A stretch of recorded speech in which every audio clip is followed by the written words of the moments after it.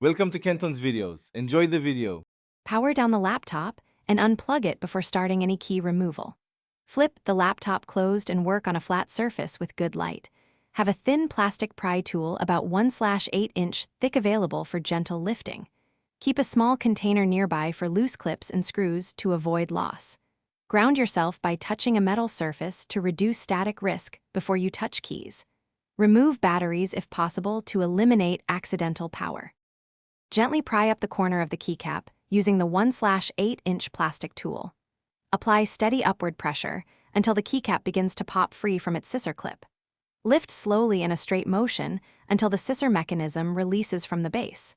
If a key has a metal hinge or stabilizer, lift both sides evenly to avoid bending the hinge. For fragile keys, remove surrounding keys first to give more room and control. Place every removed piece in the small container immediately to keep parts organized. Use compressed air and a soft brush to remove debris from the key well before reattaching keys. If sticky residue remains, dampen a microfiber cloth with isopropyl alcohol and clean gently, then allow 1 to 2 minutes to dry.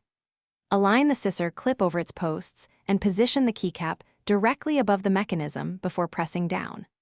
Press the keycap evenly until you hear a soft snap and the key sits flush with adjacent keys. Test each key with a short press and ensure travel and return feel normal. Thanks for watching. Consider subscribing if we helped you.